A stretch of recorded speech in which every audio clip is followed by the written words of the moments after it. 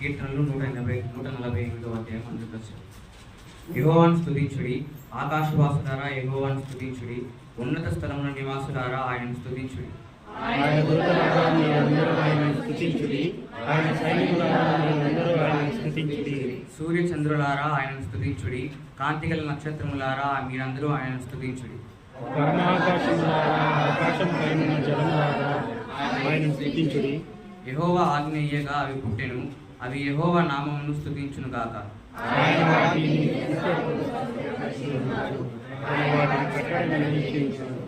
ఏదియో దాన్ని మహోన్నతుడైన నా దేవ, కృపా సత్య సంపన్నుడా, మీ ఘనమైన పాదములను బట్టి మీకు స్తోత్రాలయ్యా. మీకు మంచి విశ్రాంతి దినంలో ప్రభా మమ్మల్ని అందరినీ కూడా ఒక చిన్న మందగా చేర్చినారు తండ్రి. మీ సన్నిధి ప్రత్యక్షను అనుభవించడానికి ప్రభా మాకు ఇచ్చినటువంటి గొప్ప తరుణాన్ని బట్టి మీకు వేల కొలది కృతజ్ఞతాస్తుతులు చేర్చుకుంటున్నాం దేవా. ఇదిగో నా తండ్రి దేవ, పాటల ద్వారా మేము మహిమ పొందుకున్నందుకు మీకు స్తోత్రాలు, కీర్తనల ద్వారా మీరు మహిమ పొందుకున్నందుకు మీకు స్తోత్రాలు ప్రభా. చెప్పబెట్టిన వాక్యం ద్వారా ప్రభా మీరు మాతో మాట్లాడండి ప్రభా. పుట్టిగా వినిన వారమే కాకుండాన్నట్లు ప్రభా మీ వాక్యాన్ని మా హృదయంలో భద్రపరచుకుని నా తండ్రి దేవ, మీ వాక్యానుసరంగా జీవించినట్లు ప్రభా ఏసీఎం మా జ్ఞానమును ప్రసాదించమని వేడుకుంటున్నాం ప్రభా. ఆది నుంచి అంతవరకు మీ ఆత్మ సంచారం మా మధ్య ఉంచి మీరు ముందుకు నడిపించమని ప్రార్థిస్తూ ఏసీఐ నామములో ప్రార్థించగలుగుతున్నా వేడుకుంటున్నాం తండ్రి. హల్లెలూయా. దేవునికి మహిమ కలుగుగాక. పూజించిన దేవుని బిడ్డలైన అందరికీ కూడా ప్రత్యేకమైన ధన్యవాదాలు తెలియజేస్తున్నాను. అది దేవుని యొక్క మహాత్మను బట్టి గడిచిన వారమంతా కూడా మనల్ని కాపాడి భద్రపరిచిన దేవునికి మనం ఏమి చెల్లించినమో ఆయన రుణం తీర్చుకోలేటువంటి వాళ్ళు అయినప్పటికీ కూడా దేవుడు తన శాశ్వతమైనటువంటి ప్రేమను మనలో చూపెట్టి ఇటువంటి చక్కని దేవునితో సహవాసాన్ని మనకు అనుగ్రహించినందుకు దేవుని నామాన్ని స్తుతిస్తున్నాను. హల్లెలూయా. అందరూ కూడా రెండు చేతులు ఎత్తి చక్కగా మన మూడు తెలిసి దేవుని మహిమపరచాలి. హల్లెలూయా. పోయిన వారం మనం దేవుని యొక్క వాక్యాన్ని ధ్యానం చేసుకున్నటువంటి అంశాలు ఇంకా 4 అంశాలు ఉన్నాయి. వాటిని కూడా ఈరోజు మనం ధ్యానం చేసుకోవడానికి పరిశుద్ధాత్మ దేవుడు మనకు సహాయం చేయగాక. గత వారం ఏ వాక్యం ధ్యానం చేసుకున్నాను చెప్పండి. హల్లెలూయా. మొట్టమొదటిది ఏమని ధ్యానం చేసుకున్నాము? స్త్రీ పురుషులు వారికి దేవుడు పెట్టినటువంటి సరిహద్దురాళ్లను తీసివేయకూడదు. ఏమేమి సరిహద్దులు పెట్టాడు దేవుడు? పురుషుడు భార్యను ఏం చేయమన్నాడు? ప్రేమించాలి. స్త్రీ కూడా భర్తకి ఏమవ్వాలి? లోబడి జీవించాలి. హల్లెలూయా. అలాగే స్త్రీ పురుషులైన వారి సాంగత్యం గురించి కూడా మాట్లాడుతున్నాం. ఏ సాంగత్యం ఉండాలి మనకు? ఎవరితో పడితే వాళ్ళతో సాంగత్యమో చేయకూడదు. అయితే సహవాసం అనేటువంటి ఎవరితో చేయాలి? వాళ్ళతోనే చేయాలి. మన వయస్సు మనకున్నటువంటి దాన్ని బట్టి మన వయసులో సమానంగా ఉండే వాళ్ళతో మనం ఏం చేసుకోవడం మంచిది. హద్దు మీరి ప్రవర్తిస్తే స్త్రీకైనా పురుషునికైనా ఏమొస్తుంది? ప్రమాదము పొంచి వచ్చాలి. హల్లెలూయా. ఆ ప్రమాదం నుండి తప్పించుకోవడం కోసం దేవుడు ఏం పెట్టాడు? సరిహద్దులు పెట్టాడు. సరిహద్దులు మీరి మాత్రం ఎవరు కూడా ప్రవర్తించకూడదు. హల్లెలూయా. రెండవది ఏం చెప్తున్నాము? కాపరికి విశ్వాసికి సరిహద్దులు పెట్టాడు. అంటే విశ్వాసి ఎలా ఉండాలా? విశ్వాసి ఎలాగనే ఉండాలి. సేవకుడు సేవకులాగానే ఉండాలి. మీ పిలుపు వేరు, ఏర్పాటు వేరు. సంఘ కాపురి పిలుపు వేరు, ఏర్పాటు వేరు. అట్లనే సంఘ కాపురి లేటుగా వస్తే సంఘ కాపురి చేసే పనులన్నీ మనమే చేసేస్తాం అనుకోండి. రాజులు సైతం ఏమైపోయారు? ఏ రాజు? సౌలు గురించి చెప్పామా లేదా? సౌలు గురించి ఏమనుకున్నామో ఏం చెప్పాడు వాక్యంలో? తన రాజ్యాన్ని తరతరముల వరకు నిలుపుతానని దేవుడు ఆలోచన చేస్తే సమూయేలు ప్రవక్త రాక ముడిపి ఈయన ఏం చేశాడు? బలు రప్పించాడు. సమాధాన బలు, దహన బలు అన్నీ అర్థం చేశాడు. నువ్వు 6 రోజులు లేట్ వస్తుంది. అందుకే ఈ శత్రువులు వచ్చి నా మీద పడి ఏమైనా చేస్తారని ముందుగానే నేనేం చేశా?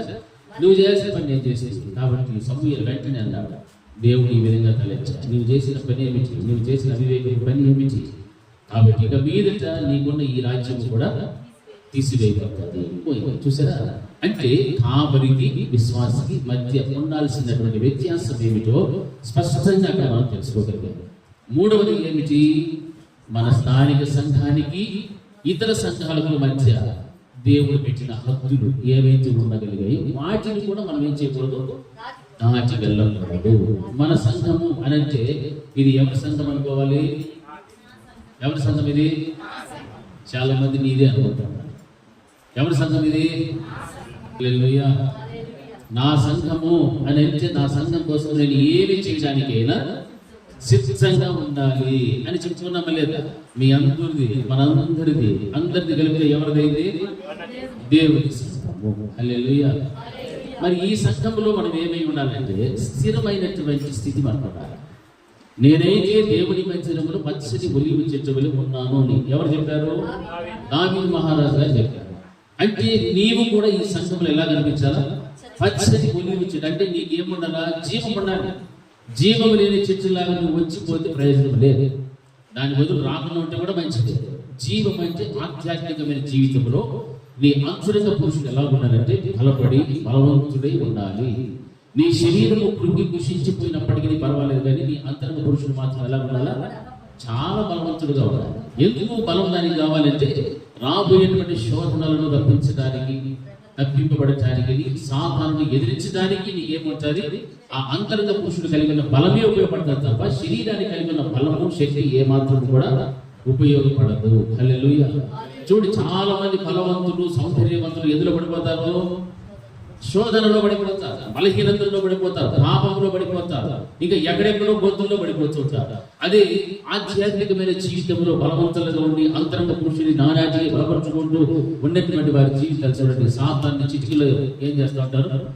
ధైర్యంగా వాడిని ఎదిరిస్తూ ముందుకు అడుగులు వేస్తూనే వెళ్తూ ఉంటారు. ఒకవేళ ఆర్థికంగా వాళ్ళ తృతంలో ఉండొచ్చు, సౌందర్యం లేకుండా ఉండొచ్చు, సమాజంలో ఒక స్థితి లేకుండా ఉండొచ్చు, కానీ అంతరంగ విషయంలో, అంతరంగ పురుషుడి విషయంలో మాత్రం వారు చాలా జాగ్రత్తగా దేవుడు వారికి ఇచ్చినటువంటి రక్షణను కాపాడుకుంటూ విశ్వాసంలో ముందుకు కొనసాగేటువంటి బ్రతుకు వారు కనిపిస్తూ ఉంటారు. అందుకనే మనం బ్రతికినంత కాలము కూడా దేనిని బలపరుచుకుంటూ బ్రతకాలి? ఆత్మీయ జీవితాన్ని. హల్లెలూయా, హల్లెలూయా. అలాగ సంఘంలో నీవు స్థిరపడిన తర్వాత వాక్యంలో చేరుకున్నాం. ఏం చెప్పండి? ఏ యజమానుని యొక్క పనికత్తెలతో నువ్వు వెళ్తున్నావో, ఎక్కడైతే నువ్వు పరిగి నేర్పుతున్నావో వారితోనే నువ్వు వెళ్ళాలి, వారితోనే నువ్వు గడపాలి తప్ప అది కాకుండా వేరొకరి చేతిలో నీవు కనపడకుండా నీకు అది మేలు అని చెప్పాడు. హల్లెలూయా. వేరొకరి చేతిలో అంటే ఇతర సంఘాలతో పోలుస్తున్నారు. మనం ఎవరిని, ఏ సంఘానికి సంబంధించిన వాళ్ళము మనకు బాగా హల్లెలూయా. మనం ఏ సంఘం వాళ్ళము అంటే ఏం చెప్పాలా? హల్లెలూయా. మనం ఏ సంఘంలో నాటబడ్డామో, పచ్చగా బతుకుతున్నామో, ఎదుగుచున్నామో, ఫలిస్తున్నామో, ఈ పొలంలో ఎదుగుచున్నామో ఇక్కడే మనకు ఉండాలి తప్ప వేరొకరి చేతిలో కనపడకుండా మనకు మేలుని వాక్యం చదివిస్తుంది. వేరొకరి చేతిలో అంటే వేరొక సంఘములతో మనకు ఏ మాత్రం కూడా సాంగత్యమో. ఎందుకు తెలుసా? వారి నడిపింపు వేరు, వారి ఆలోచన విధానం వేరు, వారి యొక్క స్థితిగతులు వేరు, వారి పద్ధతులు వేరు, వారి యొక్క అన్ని వేరుగా ఉంటాయి. ఇక్కడ అడుగేసి ఆడు అడుగేసి పడపడి అడుగు కరెక్ట్ నీకే తెలియదు. ఉన్న విశ్వాసము, భక్తి అంతా కూడా ఏదైపోతారు. హల్లెలూయా. అప్పుడు ఎట్లా నీకే దిగదు. ఆడిపోతే ఇట్లా, నీడిపోతే ఇట్లా, యాడికి ఈరోజు ఏడుందామో ఇంట్లోనే ఉందాము అని ఏం చేసుకుంటాము? టిఫిన్ తినేసి టీవీ ఆన్ చేసుకొని ఏదో ఒకటి చూసుకుంటా పొద్దు పోగొట్టుకొని బాగా భక్తను ఎవరు ఆప్షన్ చేసే వాళ్ళు వచ్చిందంటే ఏమే అయిపోయినా ఇప్పుడే శిక్ష అయిపోయినా అని అనుకొని చెప్పాను. హల్లెలూయా, హల్లెలూయా. ఒకే స్థలంలో మనం ఏమి ఉన్నామా? నాటబడి ఉండాలి. ఒకే స్థలం మనం ఏ సంఘంలో నాటబడి ఉన్నామో, ఏ బండలో నుండి చెట్టబడ్డామో, ఏ పొలంలో నువ్వు ఎదుగుచూ ఉన్నావో అక్కడనే నీకు ఏముంది? క్షేమం. అక్కడనే నీకు ఫలభరితమైన జీవితం, అక్కడనే నీ ఎదుగుదల, అక్కడనే నీ ఆత్మీయత, అభివృద్ధి అన్ని అక్కడనే నువ్వు సంపాదించుకోవాలి. కానీ దీనికి మించి ఇంకొకటి అనుకుంటా పోయినా అనుకోండి, పూర్తిగా భక్తి కలిగిన జీవితం వాడబడుతుంది. హల్లెలూయా. అందుకే దేవుడు వీటన్నిటికీ ఏం పెట్టాడు? సరిహద్దు పెట్టాడు. హల్లెలూయా. మనకి ఇష్టం వచ్చినట్టు ప్రవర్తించుకోవడం, మనకి ఇష్టం వచ్చిన ఆలోచన విధానమును అమలు చేసుకోకూడదు. ఇవన్నీ కూడా దేవునికి వ్యతిరేకమైనటువంటి కార్యాలు. హల్లెలూయా. ఈ 3 విషయాలు మీ అందరికీ కూడా చక్కగా అర్థమయ్యాయని అనుకుంటున్నాను. మరి తర్వాత 4వ విషయాన్ని మనం ధ్యానం చేసుకున్నట్లయితే నిర్గమకాండము 20వ అధ్యాయము 17వ వచనాన్ని ఒకసారి చదవండి. నిర్గమకాండము 20వ అధ్యాయము 17వ వచనం. నీ పొరుగువాని ఇల్లు ఆశింపకూడదు, నీ పొరుగువాని భార్యనైనను అతని దాసునైనను దాసినైనను అతని ఎద్దునైనను అతని గాడిదనైనను నీ పురిగి వానిదగు దేనినైనను కూడా ఆశింపకూడదు. హల్లెలూయా. దేవుడు ఇక్కడ మనం కూడా సరిహద్దులు పెట్టేశాం. ఏమేమి పెట్టాడు? నీ పొరుగు వాడిని ఏమైతే ఉన్నదో దానిని కూడా నీవేం చేయకూడదు, ఆశించకూడదు. హల్లెలూయా. మనం మొట్టమొదటి ఆశించేది ఎవరిది? పొరుగు వాడిని ఆశిస్తాం. మన కొంచెం ఆయన ఏమో వాడి దగ్గర తెచ్చుకొని వాడుకుంటే అప్పుడు ఎవరు మనం చూద్దాం, మన అట్లే లోపల భద్రంగా పెట్టుకున్నాము అనమాట. ఏ చిన్న వస్తువులైనా ఏ విషయంలోనైనా కానీ మొట్టమొదటి మన దృష్టి ఎక్కడికి పోతుంది? పొరుగు వాని దగ్గరికి పోతుంది. అక్కడ మొట్టమొదటి ఏముంది? నీ పొరుగు వాని యొక్క ఇల్లు ఆశించవద్దు. నీ పొరుగు వాని భార్యనైనను దాసునైనను దాసినైనను ఎద్దునైనను గాడిదనైనను నీ పొరుగు వాటిని ఏది కూడా నీవు ఆశించనే ఆశించ. ఎందుకునంటే దేవుడు హద్దు పెట్టాడు. ఈ హద్దు మీరి మనం ప్రవర్తిస్తే నీవు హద్దు రాళ్ళను తీసివేసి నీవు దేవునికి విరోధముగా నువ్వేం చేసిన వాడు పాపము చేస్తూ ఉన్నావు. హద్దు రాళ్ళు తీసేసి పర్వాలేదు, నా గురువు వాడిని కదా భూమిలో కొంచెం రాయి తీసి అపదనాట్లు వాని ఎద్దుని వాని గాడిని తీసుకో. ఇళ్ళలో పని చేసే వాళ్ళు వస్తారు, దాసులు వస్తారు. మనం సీక్రెట్గా పిలుస్తాం, ఎంత ఇస్తాంటారు వాళ్ళు అని అడుగుతాం. 5,000 ఇస్తారు. 5,000 ఇస్తారు. ఎందుకు 5,000? మా ఇంట్లో 2,000 అంటే ఆడ ఏమైపోయింది? వాళ్ళకి పెట్టేస్తే అప్పుడు ఆ ఇంట్లో పని చేసి నువ్వేం చేసుకుంటావో నువ్వు వేసి పెట్టుకుంటావు. హల్లెలూయా. అన్ని అబద్ధాలు మాట్లాడేది. ఏది పెడితే చెప్పు, నేను ఇట్లావన్నీ ఉంటాయి. అందుకే దేవుడు ఖచ్చితంగా ప్రతిదీ కూడా రాసి పెట్టాడు. దాసునైనా దాసినైనా భార్యనైనా గాడిదనైనా ఎద్దునైనా దీని బట్టి సంబంధించి ఏ ఉన్నప్పటికీ కూడా నీ పొరుగు వాని దగ్గర దేనిని కూడా నువ్వేం చేయకూడదు, దేనిని కూడా ఆశించకూడదు. ఇది ఒక సరిహద్దు. కొన్ని పర్యాలు మనం ఏం చేస్తాము? ఆడుందనుకోండి, అవి తెచ్చుకొని వాడుకుంటా మళ్ళీ ఏమన్నా ఇచ్చేసిందే లే స్మాష్. మళ్ళీ మనం వెతుక్కోవాల్సింది ఆడ ఉంటే అయ్యో సంవత్సరం ముందు వాళ్ళు వేసుకోవాలి. ఇదే లే వాక్యం చదివింది. ఇవన్నీ ఎందులో రాసి పెట్టారు తెలుసా? ఈ మాట దేవుడు ఇజ్రాయేలు ప్రజలకు రాయిసి ఉంచినటువంటి ఆజ్ఞలు. హల్లెలూయా. ఆజ్ఞలు. ఆజ్ఞ అతిక్రమం ఏమవుతుంది? పాపము. నువ్వు ఆశిస్తూ ఉన్నావంటే నువ్వేం చేస్తున్నావు? పాపం చేసినట్టే. వాని గాడిని ఒకసారి, నీ ఎద్దును ఒకసారి పంపించు. ఇవన్నీ కూడా ఎలా ఉంటాయి తెలుసా? ఆజ్ఞను మీరి ప్రవర్తిస్తున్నావు అంటే దేవుడు పెట్టిన సరిహద్దురాలను నువ్వేం చేసేసావు? తీసి దూరంగా వాడేసి ఆ సరిహద్దురాలను మీరి ప్రవర్తిస్తున్నావు. కాబట్టి అది ఆజ్ఞ అతిక్రమము, పాపంగా మార్చబడుతుంది. ఆ పాపం వల్ల వచ్చే జీతము, పాపం వల్ల వచ్చే జీతము మరణము. హల్లెలూయా. హల్లెలూయా. నీవు ఆశిస్తూ ఉన్నావు అంటే దేన్ని పొందుకోవడానికి? చావడానికి. నీవు ఆశించడానికి దేవుడు నీకు అనుమతి ఇవ్వలేదు. వాక్యం బోధిస్తావు. ఖచ్చితమైనటువంటి ఈ యొక్క సరిహద్దులను దేవుడు పెట్టాడు అంటే మరి దేవుడి పిల్లలైన మనము వాటిని తీసివేయాలి. వాటిని మీరి ప్రవర్తించకూడదు. ఖచ్చితంగా చెప్పండి. నీ పొరుగు వాటి ఇల్లైనా భార్యనైనా దాసునైనా దాసినైనా ఎద్దు గాడిద ఏదైనప్పటికీ కూడా దయచేసి ఆశించదు. దేవుడు పెట్టిన ఆజ్ఞలు. హల్లెలూయా. ఎందుకంటే నీ దేవుడైన యెహోవా నీకు అనుగ్రహించు దేశంలో నీవు దీర్ఘాయుష్మంతుడుగా ఉన్నట్లుగా ఇవన్నీ పెట్టుకోవచ్చు. హల్లెలూయా. మనకు దేవుడు అనుగ్రహించబడి దేశం ఏది? పరలోక రాజ్యం, నిత్య జీవం. అందులో ప్రవేశించాలి అంటే ఈ సరిహద్దు రాళ్ళను నీవు బ్రతికున్నంత కాలము తీసివేయలేదు. వాటిని తీసివేస్తూ ఉన్నావంటే నీ అంతటా నీవే దేన్ని పోగొట్టుకుంటున్నావు? పరలోక రాజ్యం పోగొట్టుకుంటున్నావు అంటే అర్థం. పరలోక రాజ్యం కోసమే కదా మన మందిరానికి వస్తున్నాము. పరలోక రాజ్యం పొందుకోవడం కోసము, అందులో ప్రవేశించడం కోసమే ఆయన ఆరాధిస్తున్నావు, స్తుతిస్తున్నావు, గణపరుస్తున్నావు, ఉపవాసం ఉంటున్నావు, ప్రార్థన చేస్తున్నావు, ఏమేమో చేస్తున్నావు. మరి అన్ని చేసి మళ్ళీ ఇటువంటి ఆలోచన విధానము, ఇటువంటి ఆజ్ఞాతిక్రమం కలిగిన బ్రతుకు మనలో ఉంటే ఏది పోగొట్టుకుంటున్నావు తెలుసా? తెలియకుండానే పరలోక రాజ్యాన్ని పోగొట్టేసుకుంటున్నావు. హల్లెలూయా, హల్లెలూయా.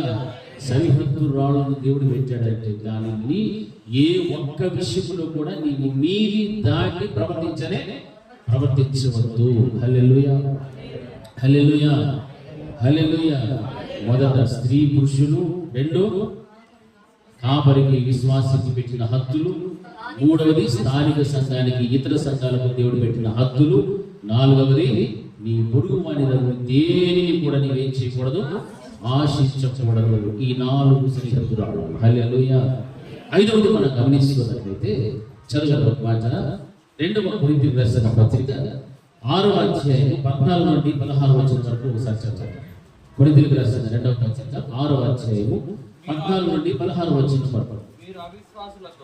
మీరు అవిశ్వాసులతో జోడుగా ఉండకుడి, నీతికి దుర్నీతికి ఏమి సాంగత్యం, వెలుగునకు చీకటితో ఏమి వద్దు, క్రీస్తునకు బెలియాలతో ఏమి సంబంధము, అవిశ్వాసతో విశ్వాసికి పాలెకండి, దేవుని ఆలయమునకు విగ్రహములతో ఏమి పొందిక, మనము జీవము గల దేవుని ఆలయమై ఉన్నాము, అందుకు దేవుని ఇలాగున సెలవించుచూ ఉన్నాడు, నేను వారిలో నివసించి సంచరిస్తును, నేను వారి దేవుడినై ఉందును, వారు నా ప్రజలై ఉందురు, కావున మీరు వారి మధ్య నుండి బయలువెడలి ప్రత్యేకముగా ఉండుడి, అపవిత్రమైన దానిని ముట్టకుడని ప్రభువు చెప్పుచూ ఉన్నాడు.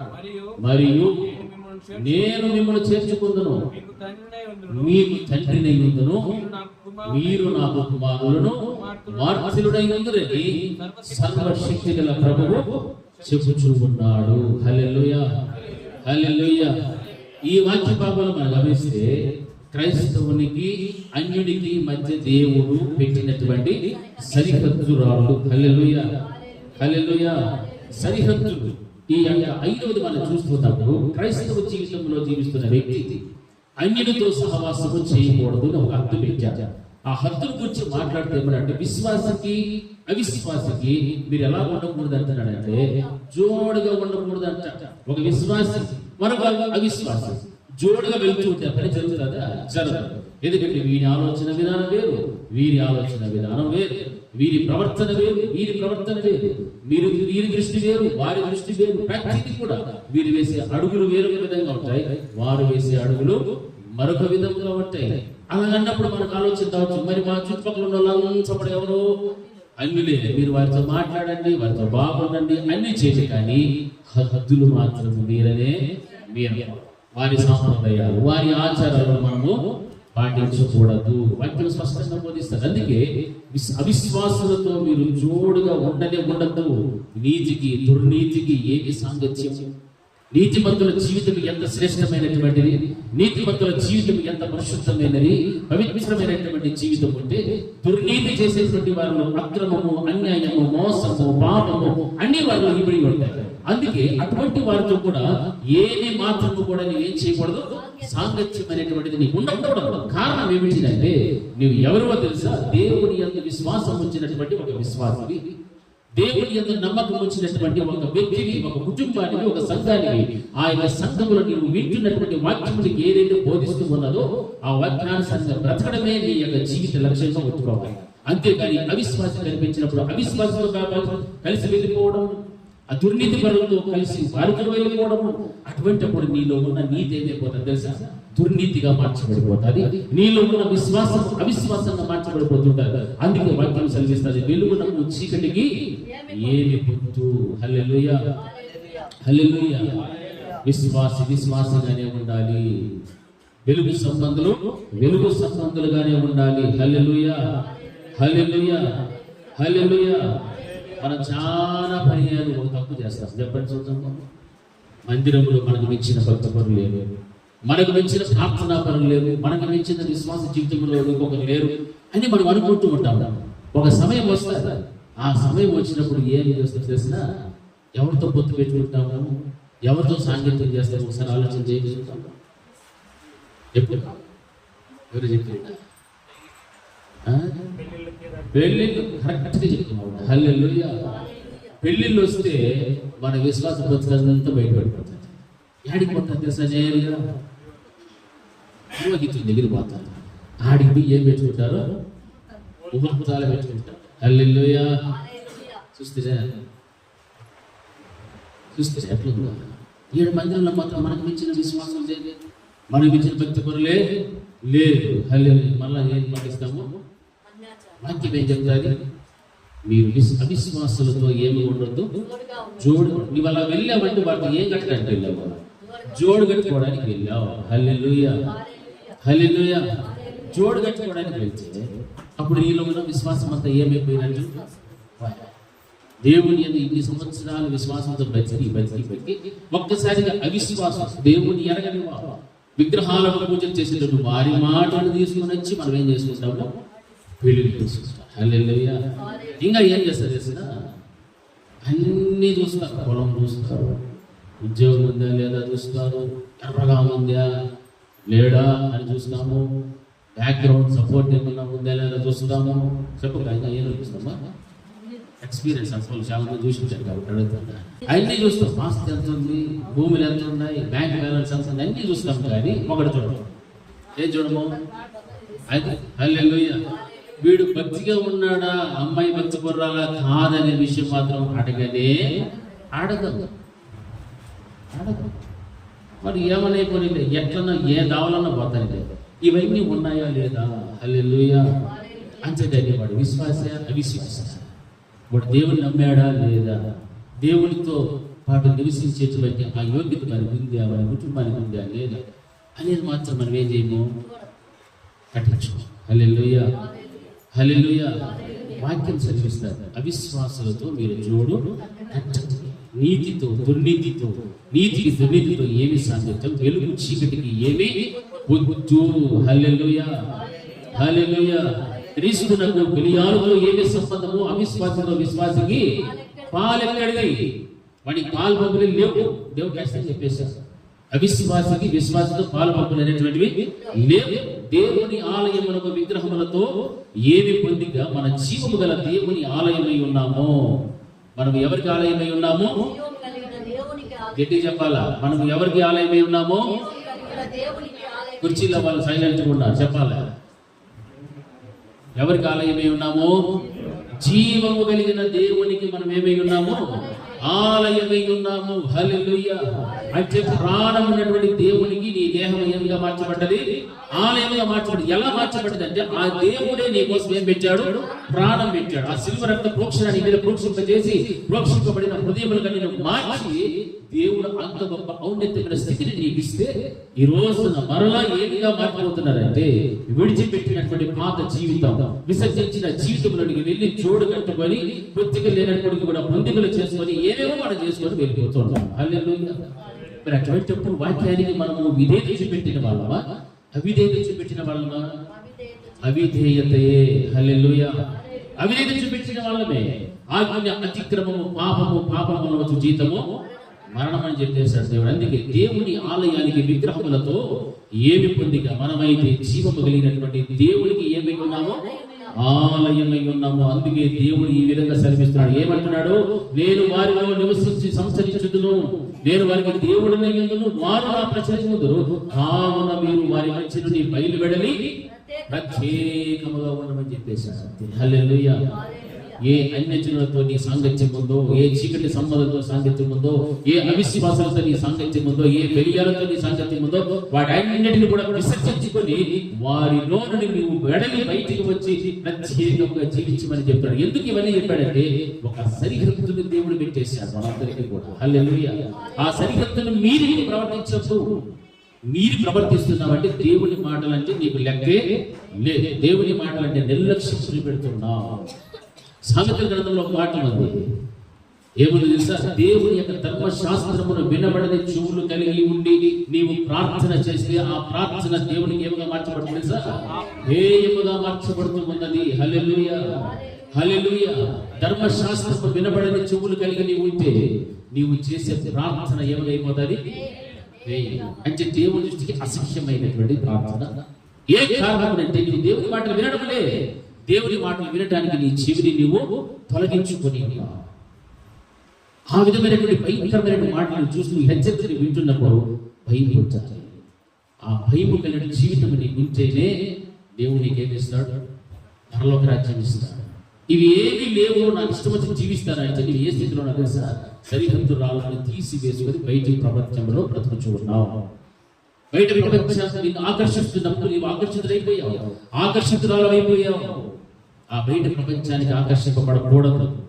ప్రతి విషయంలో కూడా నీ మాట, నీ ప్రవర్తన, నీ వస్త్రధారణ, నీ యొక్క స్థితి గతి, నీ జీవిత విధాన శైలి, అన్ని విషయాల్లో కూడా హద్దు మీరి ప్రవర్తించకూడదు. కారణము దేవుడే నీకేం పెట్టాడు?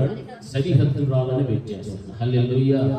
వాటిని తీసివేసి వెళ్తున్నావు అంటే దేవుని మాటలను ప్రక్కన పెట్టి నీవు వెళ్తున్నావు. మరలా దేవుడు నువ్వేం చేస్తావు? ప్రార్థన చేస్తావు. అప్పుడు ఆ ప్రార్థన ఏం అవుతుందో తెలుసా? హేయముగా మార్చబడిపోతుంది. జాగ్రత్త. హల్లెలూయా, హల్లెలూయా. ప్రతి బుధవారం శుక్రవారాల్లో ఇటువంటి ఎన్నో బైబిల్ స్టడీ గారు చక్కగా దేవుడు మనతో మాట్లాడుతున్నాడు. చాలా మంది రావటం లేదు, నాకు చాలా బాధ, దుఃఖం. మంచి వాక్యాలతో దేవుడు దర్శిస్తూ ఉన్నాడు, హెచ్చరిస్తూ ఉన్నాడు. ప్రార్థన గురించి ఎన్ని రకాల ప్రార్థనలు ఉన్నాయనే విషయాన్ని ధ్యానం చేస్తూ ఉన్నాడు. అందుకే మీకు మరలా చెప్తున్నాను, ప్రార్థన మనం చేసే ప్రార్థన మనకు తృప్తి కలిగించవచ్చు, కానీ నువ్వు ఏ స్థితిలో ఉండి నువ్వు ప్రార్థన చేస్తున్నావు ఒక్కసారి గమనించు. ధర్మశాస్త్రమును వినబడని చెవులు కలిగి నీవు ప్రార్థన చేస్తే ఆ ప్రార్థన ఏమైపోతుంది? ఆయనకు హేయముగా మార్చబడిపోతాడు.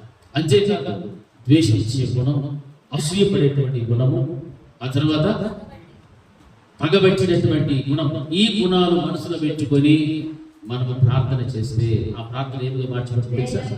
పాపముగా మార్చబడుతుంది. హల్లెలూయా. ఒక వ్యక్తి మీద ద్వేషం, పగ, అసూయ ఇవి పెట్టుకొని మరలా దేవుని పాదాల చెంత మోకాళ్ళు ప్రార్థన చేస్తున్నావు. నీ అంతట నీవే ఏం చేస్తున్నావు తెలుసా? పాపం చేస్తున్నావు. ప్రార్థన రూపంలో నువ్వు పాపం చేస్తున్నావు. చదవండి, సామెతల గ్రంథంలో ఉన్నాయి మాటలు. ఎందుకంటే వాక్యమునకు విరుద్ధముగా మనము ఏమీ కూడా చెయ్యకూడదు, చెయ్యలేము కూడా. అలా చేస్తే సరిహద్దులో నువ్వేం చేసావు తెలుసా? దాచిపెట్టుకున్నావు. ఇక నేను ఎవరు కాబట్టి సరిహద్దు రాళ్ళను మీరు నీవు ప్రవర్తిస్తున్నావంటే ఇక నీ జీవితపు సాధన చేతులకు నీ అంతటి నీవే అప్పగించేస్తున్నట్టు. ఒక గొప్ప దైవ సేవకుడు ఉండేవారు విశాఖపట్నం ప్రాంతంలో. ఆ దైవ సేవకుడు ఒక పేద పిల్లల కోసము ఓ చక్కని మెడికల్ కాలేజీ కట్టాలనే మంచి ఆలోచన. ఆయన ప్రసంగం చేస్తే అలాగా అగ్ని కురిపించేటువంటి శక్తి మంతుడు, అంత ప్రభావం కలిగినటువంటి దైవజనుడు. అయితే ఆ దైవజనుడు కలిగిన ఒక చిన్న ఆలోచన ఏంటంటే సహాయం చేయాలి. ఎవరికి సహాయం చేయాలా? పేద పిల్లలు, మంచిగా చదువుకునేటువంటి వారికి ఫ్రీగా మెడికల్ సీట్లు సంపాదించి పెట్టాలి అని ఒక చక్కని మెడికల్ కాలేజీ కట్టాలని ఆలోచన చేసి ఒక 5 మందిని తనతో పాటు కూడగట్టుకున్నాడు. దానికి కావలసిన ఖర్చు 500 కోట్లు. ఈయన ఎలాగో అలాగా కష్టపడి బయట దేశాల్లో అక్కడ ఇక్కడ సంపాదించి 100 కోట్లు సమకూర్చి వారితో కూడా కలిసి ఆ యొక్క మెడికల్ కాలేజీని కట్టాలని ఆశించారు. కానీ ఆ కట్టేటువంటి ముందు జరిగిన ప్రాసెస్ అంత ఎలా ఉంటుంది? అధికారుల దగ్గరికి వెళ్ళాలి, వారికి లంచాలు ఇవ్వాలి, తాగుబోతులకు మందు సరఫరా చేయాలి, ఇవన్నీ కూడా చేయడం ప్రారంభించారు. హల్లెలూయా. ఈయన పెట్టుకున్న బుద్ధి ఎవరితో తెలుసా? అవిశ్వాసులతో. ఈయన ఒక దైవజనుడు పెట్టుకున్న సహవాసం ఎవరితోనంటే అవిశ్వాసులతో సహవాసం చేయడం ప్రారంభించారు.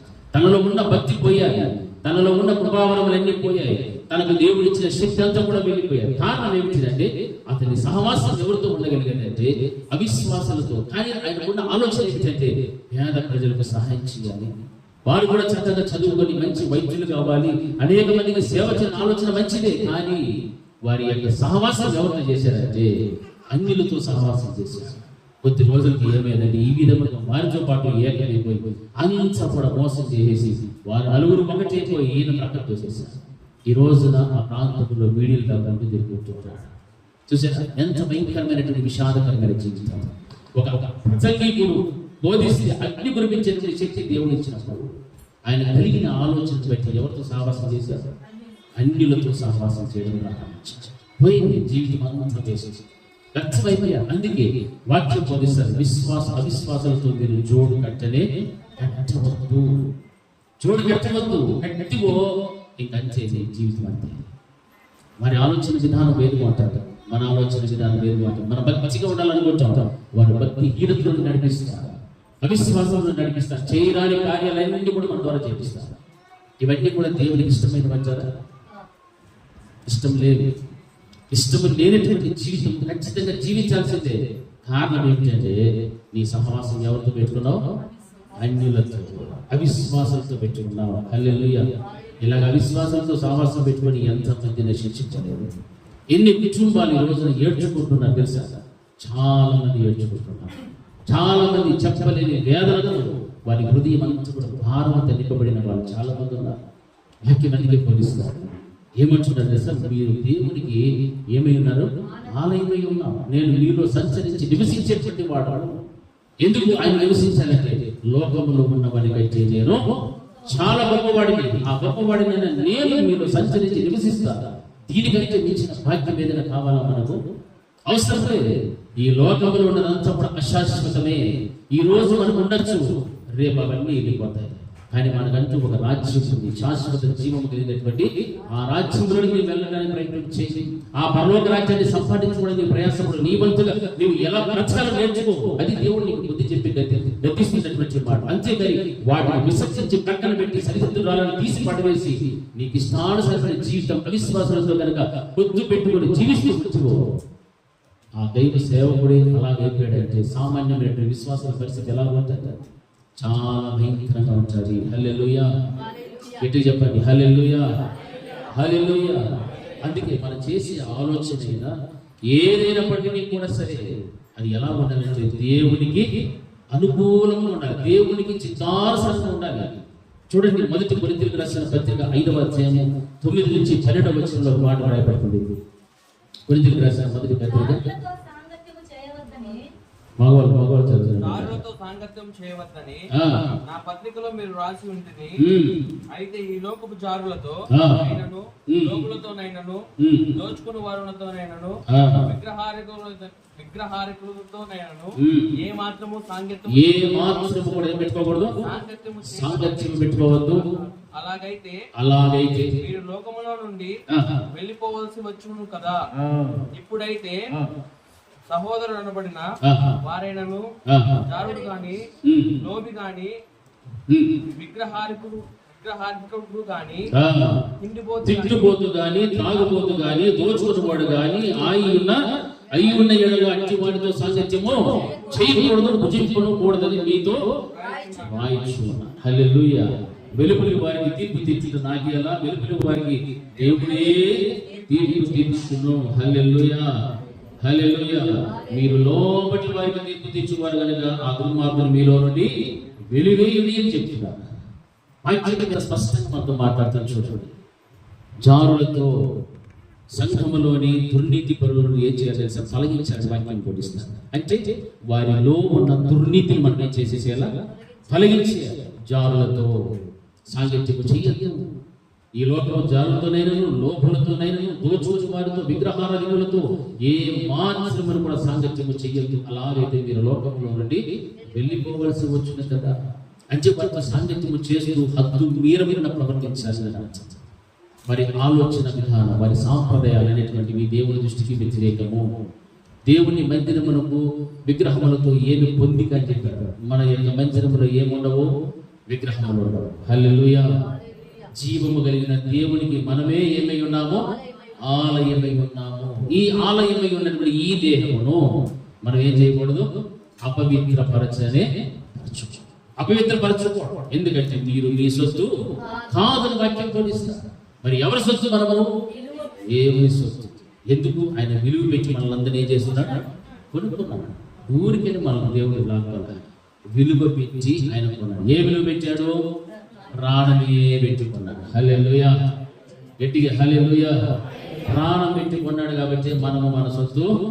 మనం అనుకోవచ్చు, నేను మా అమ్మ మా నాయన పుట్టిందని వాళ్ళ సొత్తు అనుకోవచ్చు. మీ అమ్మని మీ నాయన పుట్టించింది కూడా వాళ్ళమ్మని నాయన పుట్టించింది, వాళ్ళమ్మని నాయన వాళ్ళ తాతల ముత్తాతలు పుట్టించింది ఎవరు? అది హల్లెలూయా. దేవుని యొక్క అనుగ్రహం ఉంటే తప్ప మనం ఈ లోకంలో అడిగి రాలా.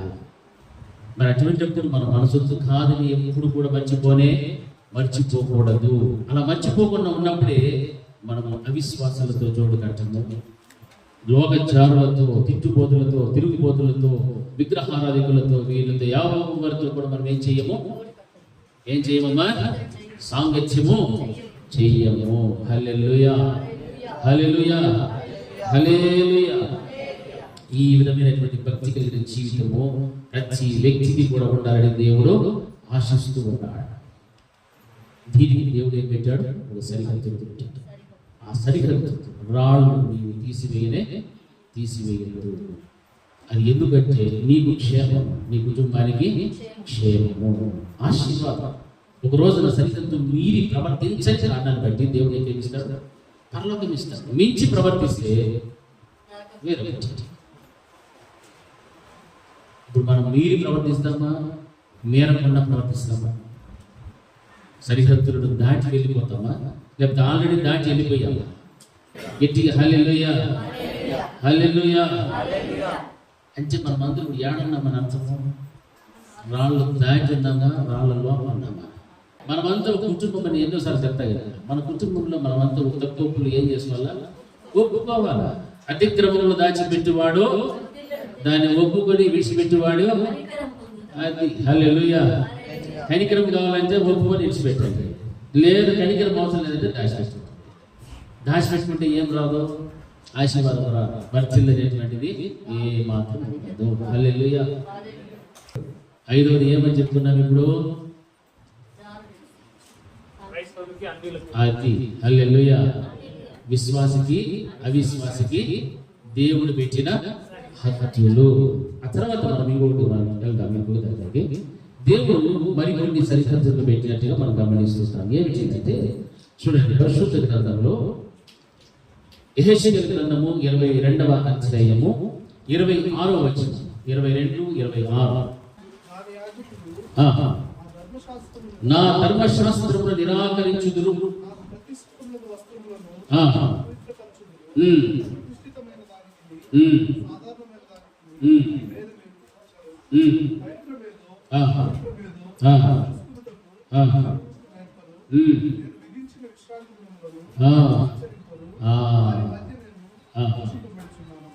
హల్లెలూయా, హల్లెలూయా. గట్టిగా ఒకసారి హల్లెలూయా. ఇశ్రాయేలు ప్రజలతో వారిని నడిపిస్తున్నటువంటి ధర్మశాస్త్రోపదేశకులు, యాజకుల గురించి మాట్లాడుతూ ఆయన ఏమంటున్నారు తెలుసా? వారు దాని యాజకులు నా ధర్మశాస్త్రమును నిరాకరించుదురు. యెరూషలేములో ఉన్నటువంటి వారు వీరందరూ కూడా నిరాకరించుదురు. నాకు ప్రతిష్ఠితములకు వస్తువులను అపవిత్రపరచుదురు. ప్రతిష్ఠితమైన దానికి సాధారణమైన దానికి భేదము ఎంచరు. హల్లెలూయా. ప్రతిష్ఠింపబడిన దానికి సాధారణమైనటువంటి దానికి ఏముంటది? వ్యత్యాసం ఉంది. ఆ వ్యత్యాసాన్ని వారు ఏమాత్రం కూడా లెక్కలోనికి పరిగణలోనికి తీసుకోవడం. పవిత్రమేదో అపవిత్రమేదో తెలుసుకున్నట్టు జనులకు నేర్పరు. హల్లెలూయా. ఇది పవిత్రము, ఇది అపవిత్రము అనేటువంటిది ఎవరికి నేర్పించాలి? యాజకుడు విశ్వాసం నేర్పించాలి. తన ముందు కూర్చున్నటువంటి వారిని సిద్ధపరిచేటువంటి బాధ్యత ఎవరికి ఉంది? యాజకునికి, సేవకునికి, కాపరికి ఉంది, ప్రవక్తలకు ఉంది. మరి ఇటువంటి కార్యాలు చేయవలసినటువంటి వాడు నేర్పించడం లేదు, వేదము చూపించడం లేదు, ప్రతిష్టమైన దానికి సామాన్యమైన దానికి వ్యత్యాసం చూపించడం లేదు. మరి ఈ విధమైనటువంటి జీవితాన్ని వారు చూసిన, అందుకే నేను విధించినటువంటి విశ్రాంతి దినములను కూడా వారు ఏం చేయడం లేదు, ఆచరింపడు. హల్లెలూయా. అందుకే వారి మధ్య నేనేమవుతున్నా తెలుసా? దూషింపబడుతున్నాను. నా ప్రియమైనటువంటి దేవుని బిడ్డలారా, ఈ వాక్యాన్ని చాలా జాగ్రత్తగా గమనించాలి. నువ్వు ఏ సంఘములో ఒక సరిహద్దు కలిగి స్థిరమైన స్తంభం వలె నీవు ఉన్నావో, ఆ సంఘములో దేవుడు తన దాసుల ద్వారా మాట్లాడే ప్రతి మాటను కూడా నీవు గమనిస్తూ ఉండాలి. నీ దైవ సేవకుడు నిన్ను గర్జిస్తూ ఉన్నాడా, లేకపోతే నీకు నచ్చినటువంటి బోధన బోధిస్తూ ఉన్నాడా, లేకపోతే నిన్ను దుఃఖపెట్టి, లేకపోతే నిన్ను నలిపి నీ జీవితాన్ని సరిచేసేటువంటి బోధకుడుగా ఉన్నాడా, లేకపోతే త్వరల చెవులు వెళ్ళినటువంటి వారిని గుర్తించి వారికి తగినట్టుగా బోధ చేస్తున్నాడనే విషయాన్ని గమనించాలి. నువ్వు దేనిని నమ్మాలంటే తెలుసా? దేవుని యొక్క వాక్యాన్ని ఉన్నట్టుగా గద్దించి ఖండించి బుద్ధి చెప్పేటువంటి ఆ వాక్యమును, ఆ దైవ సేవకుని మాత్రమే నువ్వు ఏం చేయాలి?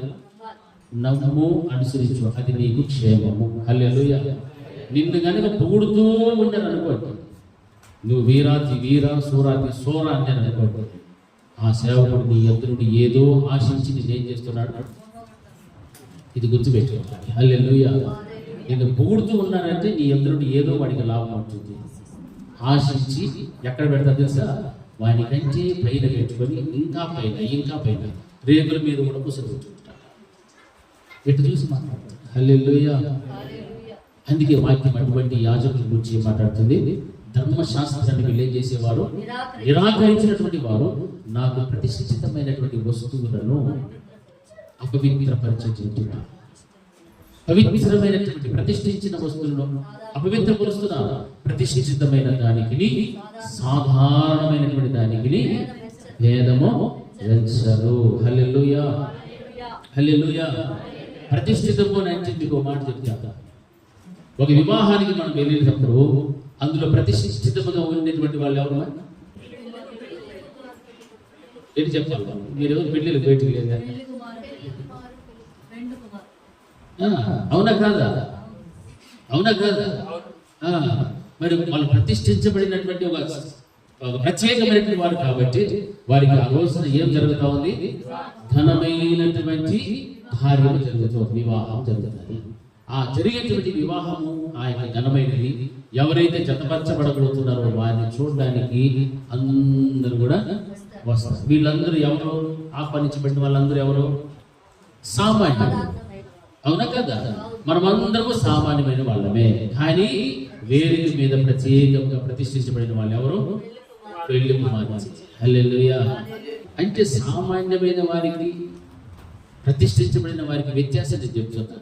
ఒక వివాహానికి మనం వెళ్తే పెళ్లి కుమార్తెకు ఉన్నంత విలువ సామాన్యమైనటువంటి వారికి లేదు.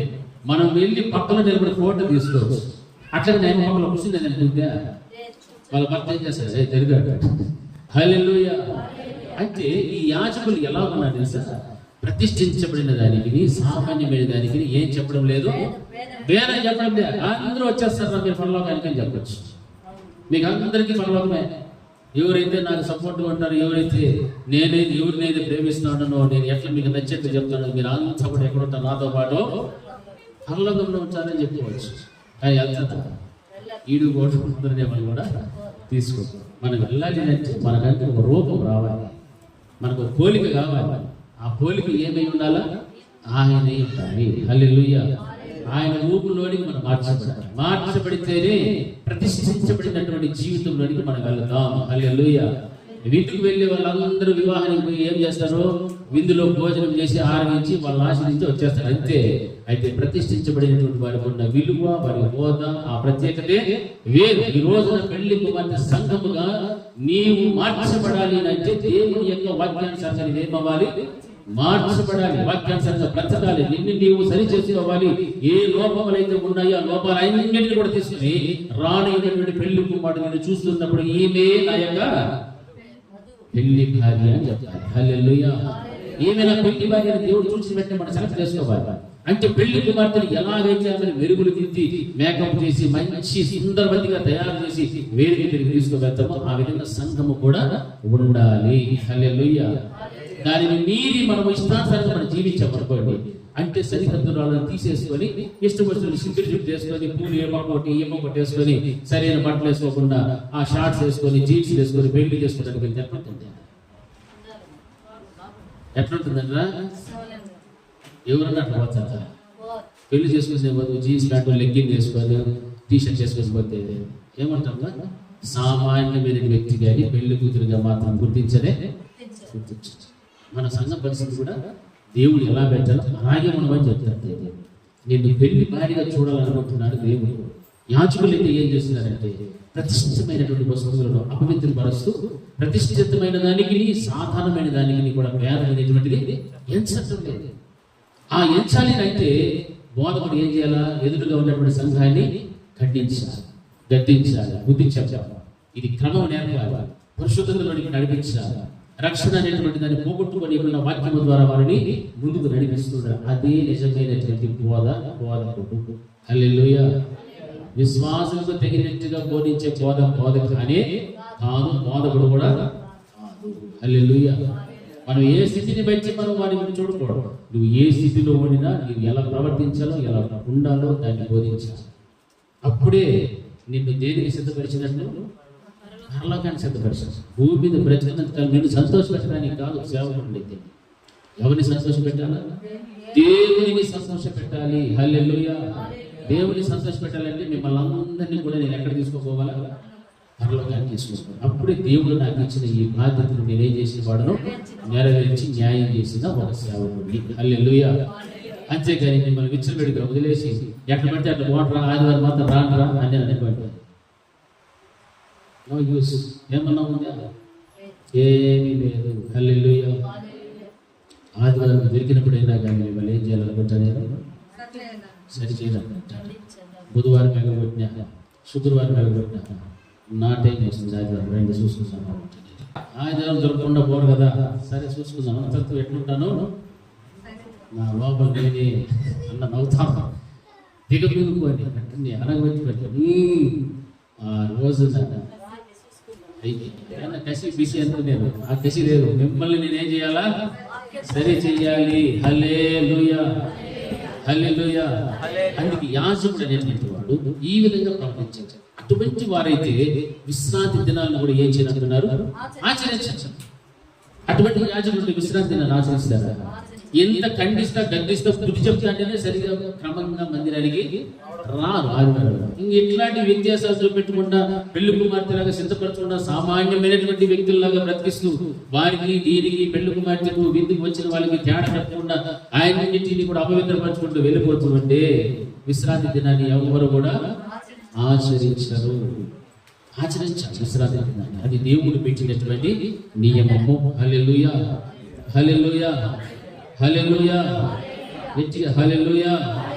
ఆ తర్వాత చివరి హద్దురాలు యోబు గ్రంథాన్ని మనం ఒకసారి చదువుదాం. యోబు గ్రంథము 24వ అధ్యాయము 22-3 వచనాలు. 24వ అధ్యాయము 2-3 వచనాలు.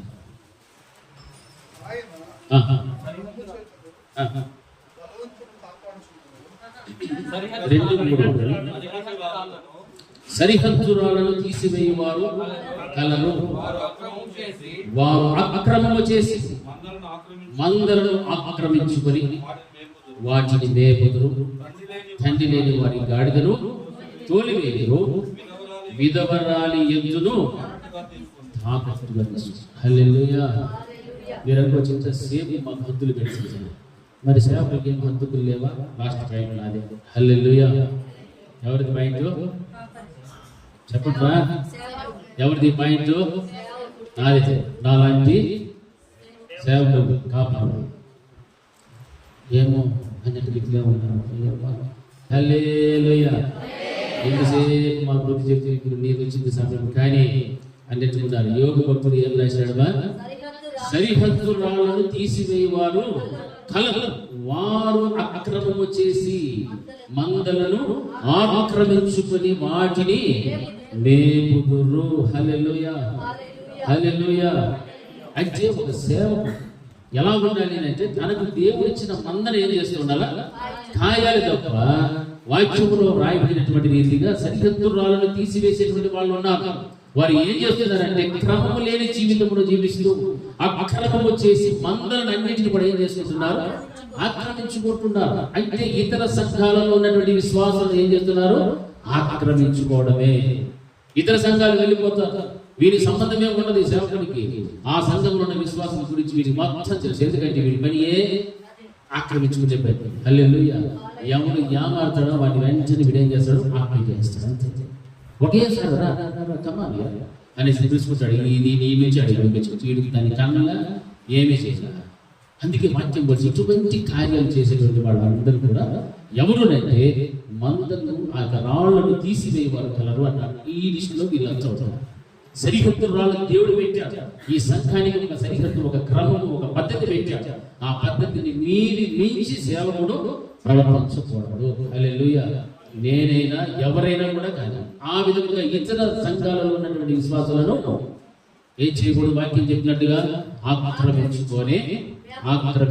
నన్ను ఎంతో మంది పిలుస్తారు, మన సంఘము కానిటువంటి వారిని పిలుస్తారు. నేను ఒక్కనాడు కూడా నేను దశమ భాగాలు ఇస్తాం రండిని కూడా పిలుస్తాను, డైరెక్ట్ గా పిలుస్తాను. నేను పోను, అవసరం లేదు. నా సంఘం ఉంది, నా సంఘ బిడ్డలు ఉన్నారు, నా సంఘ బిడ్డలే నన్ను ఏం చేస్తారు, పోషిస్తారు. చాలు, అది నాకు తృప్తి. వారిని నేను ఏ విధంగా పోషించాలో దేవుడు నాకు ఇచ్చిన జీవపు మాటలతో వారిని పోషిస్తే వారు నన్ను పోషించుకుంటారు. చాలు. అంతేకాని ఎవడు పెడితే వాడు పిలిస్తే వాడిని కానుక నాశించుకుని నేను పోతానా? నేనేం చెప్తాను? అదే ఛాన్స్ వచ్చింది అనుకోండి, యా వీధిలో చూసినా వాళ్ళే ఉంటారు, యా ఇంట్లో చూసినా వాళ్ళే కనిపిస్తారు. ఎవరు వీళ్ళందరూ అంటే అక్రమం చేసి మందలను ఆక్రమించుకునేటువంటి యాజకులు. హల్లెలూయా. అది చాలా తప్పు. దేవుడు పెట్టాడు సరిహద్దు. ఆ సరిహద్దు రాళ్ళని మీరు ఏం చేస్తున్నారంటే తీసివేసి అక్రమముగా, క్రమమైన జీవితం కాదని అక్రమము చేసి మందలను ఆక్రమించుకునేటువంటి వారి కళ్ళను తండ్రి లేనటువంటి వారి గాడిని ఏం చేస్తారు, వీళ్ళు తోలేస్తారు. విధవరాలు ఎద్దులు కూడా ఏం చేసుకుంటారు, అంటే ఇన్ని రకరకాలైనటువంటి జాతులు కలిగినటువంటి బుద్ధులు కలిగిన సేవకులు ఉండరు. అని అర్థం. హల్లెలూయా. అందుకే వాక్యం స్పష్టంగా చెప్పేశారు, సరిహద్దు రాళ్ళను తీసివేయవారు కలరు ఉన్నారు. మనకు తెలిసే ఎంతమంది లేదు, చాలా మంది ఉన్నారు. మనం వారి సంఘానికి పోము, వారితో ఎదగలేదు, వారి సంఘంలో పళ్ళలో పాలు పంపలు పొందలేదు, ఏమీ లేదు. కానీ వాళ్ళు మాత్రం మన ఇంటికి క్రమంగా వస్తారు. మనము కూడా వాళ్ళు ఏం చేస్తున్నాము, పోషిస్తాము. ఇది ఎవరి తత్వము? వచ్చే వాళ్ళదా, పోషించేవాళ్ళ? అతిథి పోషించేవాళ్ళు. మనమే తెలుసుకోవాలి, ఈయన నా సంఘ కాపరి కాదు, నేను ఆ సంఘంలో నాటబడిన విత్తనము కాదు, లేకపోతే ఈయన నా కోసం ప్రార్థన చేసేవాడు కాదు, ఏమీ కాదు. మరి నేనెందుకు అతన్ని పోషించాలి, నేనెందుకు ఆ సంఘంలో కనపడాలి అనేటువంటి ఆలోచన ఎవరికి రావాలి? విశ్వాసం రావాలి. అందుకే ఆ యొక్క రూతుతో ఏమని చెప్పారు, నయోమి, నీవు వేరొక చేనిలో కనబడకుండుట నీకు మంచి మేలు. హల్లెలూయా. వేరొక చేనులు ఎన్నో ఉన్నాయి, దేవుడు నీకు చేసి పెట్టాడు, నీకు పొలం ఇచ్చాడు దేవుడు. ఆ పొలంలోనే నువ్వు పెరగాలి. అంతేకాని ఈ పొలంలో నుంచి పెళ్ళగించుకొని పోయి ఆ పొలంలో నాటుకొని, ఆ పొలంలో పెళ్ళగించుకొని ఇంకో పొలంలోనికి వెళ్ళి అక్కడి నుంచి ఇంకొకటి తిరుగుకుంటూ పడితే పూర్తిగా జీవమే ప్రాణం పడుతుంది. ఇక దానికి ఏమాత్రం పనికిరా, అగ్గిలో వేయటానికి తప్ప. అందుకే దేవుడు పెట్టిన సరిహద్దు రాళ్ళను తీసివేయకూడదు. హల్లెలూయా. ఈ మధ్య కొంతమంది గొప్ప గొప్ప సేవకులు ఉన్నారు కదా, వాళ్ళందరూ కూడా ఆయా ప్రాంతంలో పెద్ద మీటింగ్లు పెడతారు. పెట్టినప్పుడు ఏం చేస్తారు, మీరేం చేస్తారు? మీకే తెలియదా? ఎవడైనా పోయినారా లేదా? ఎంత దూరమైనా పోతారు. ఆడ స్వస్థత వరములు కలిగిన దైవ సేవకులు చిన్న బోర్డు పెట్టింటారు, మంద వెళ్ళిపెట్టింటాడు. కాపురు వచ్చి ఆ శుక్రవారం మాదిరి కూర్చుంటాడు, ఏం మందే లేదు. ఏడిపోయింది మంద అంటే స్వస్థత కొడుకులకి వెళ్ళిపోయింది మొత్తం. అంటే ఆ సంఘంలో అంతా రోగాల వల్లే అని అర్థం. హల్లెలూయా. మన రోగాల కోసం కాదు మందిరానికి వచ్చేది, దేనికోసము? పరలోకం కోసం. దానికి పోయేదానికి బతుకు మార్చుకోవడం కోసం మందిరానికి రావాలి. రోగాల కోసం, పెళ్లిళ్ళ కోసము, లేకపోతే పేరెంటాల కోసము, భర్తల కోసము, లేకపోతే దానికి దేనికి ఇవన్నీ కూడా దేనికి సంబంధించినవి? దేహానికి, లోకానికి సంబంధించింది. పరలోకానికి సంబంధించిన కోసం పోరాటం. హల్లెలూయా. కలకత్తా నగరం ఎంత పెద్దదిమా? చాలా పెద్దది. అక్కడికి బిల్లి గ్రహం గారు వచ్చారు.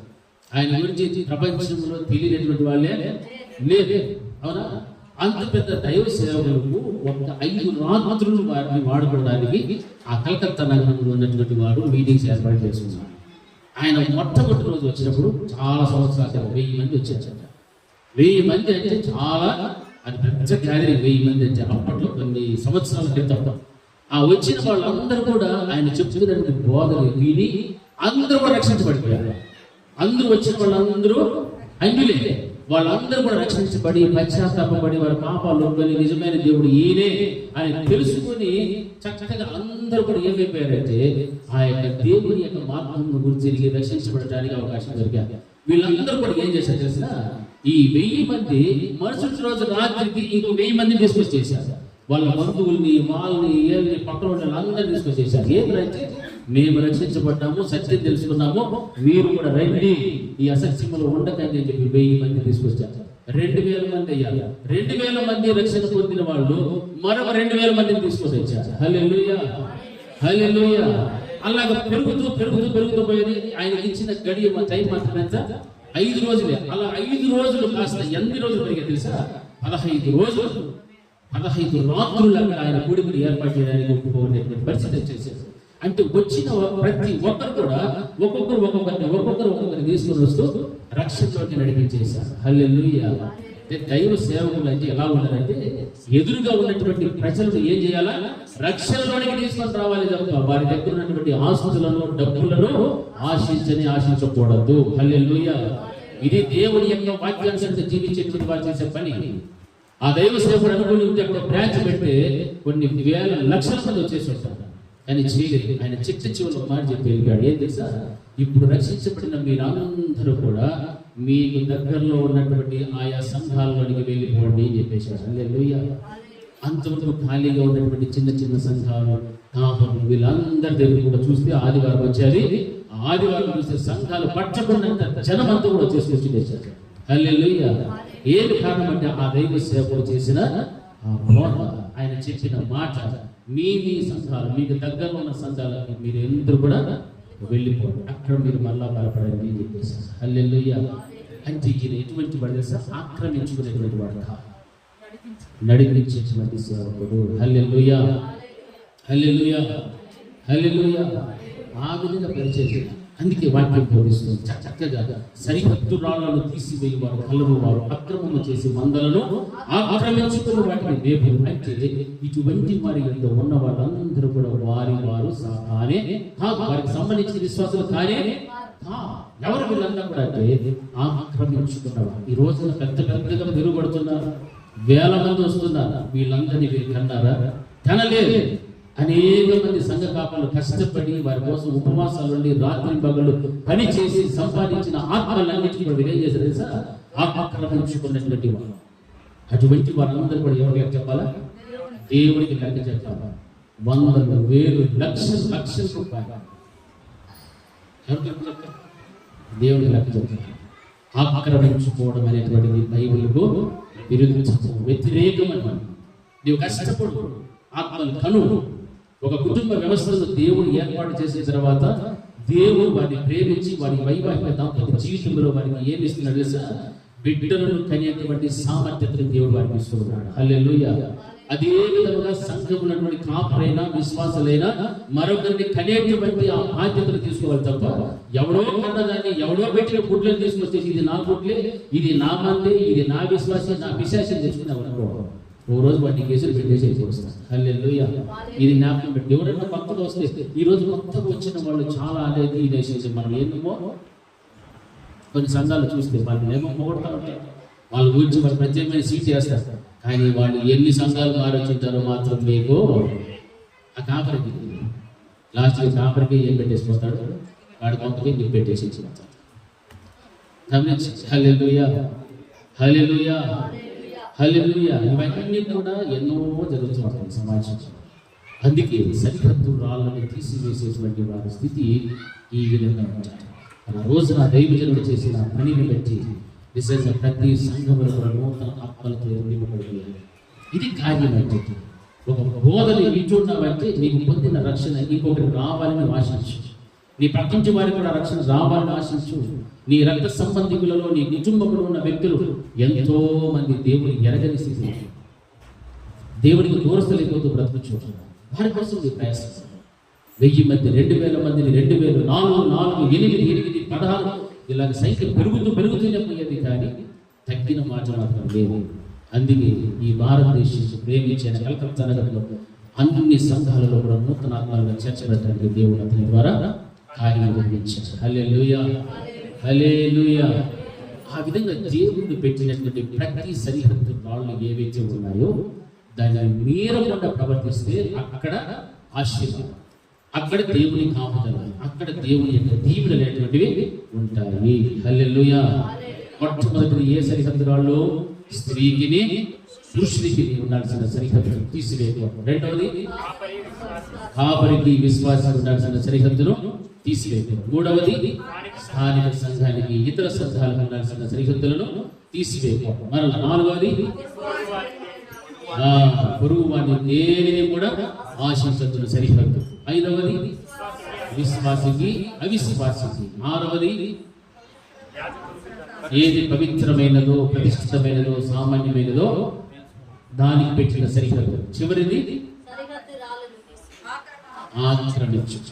యాజకుడు అనేటువంటి వాడు ఆక్రమించుకో. అక్రమము ద్వారా ఆక్రమించేటువంటి సరిహద్దురాలను తీసివేసేటువంటి వారుగా మాత్రము ఉండదు. ఈ 7 సరిహద్దురాలు మనం గమనిస్తే మన వ్యక్తిగత జీవితంలో ఎవరు ఎప్పుడు ఎక్కడ ఎలా తప్పిపోయారో, ఎట్లా సరిహద్దురాలను దాటి వెళ్ళిపోయారో అర్థమైపోతారు.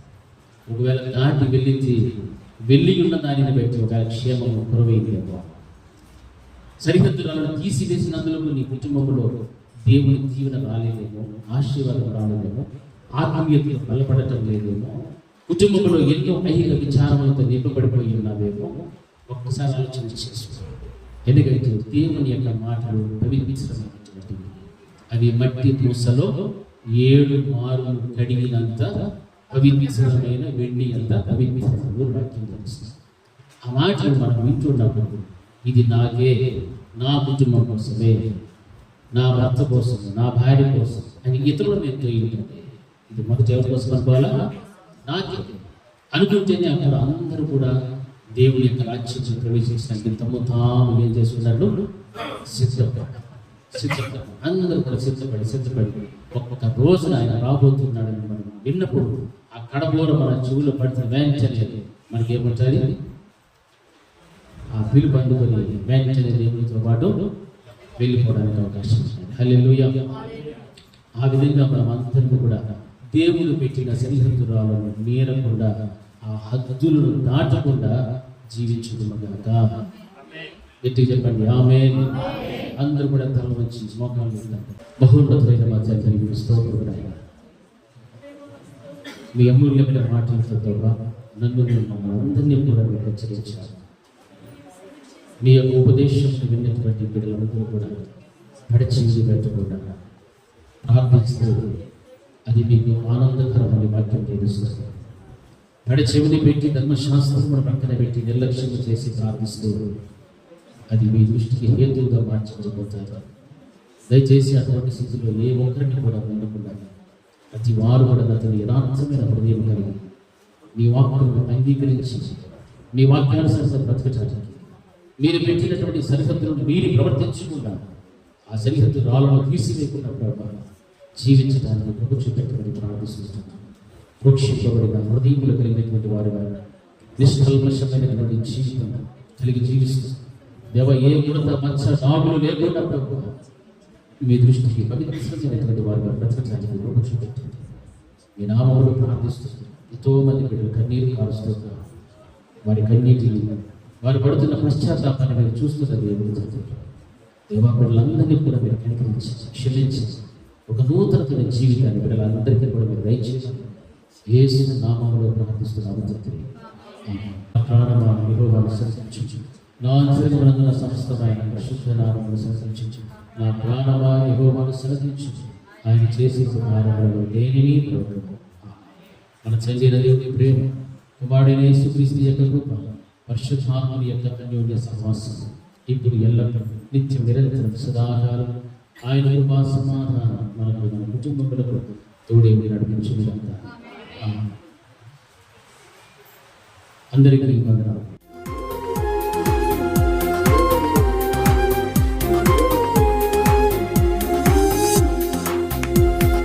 విశ్వాసముతో నీ నడతును, విను చూడకానే సాగిదన్. విశ్వాసముతో నీ నడతును, విను చూడకానే సాగిదన్. వినుకున్నవి మరచి ముందున్న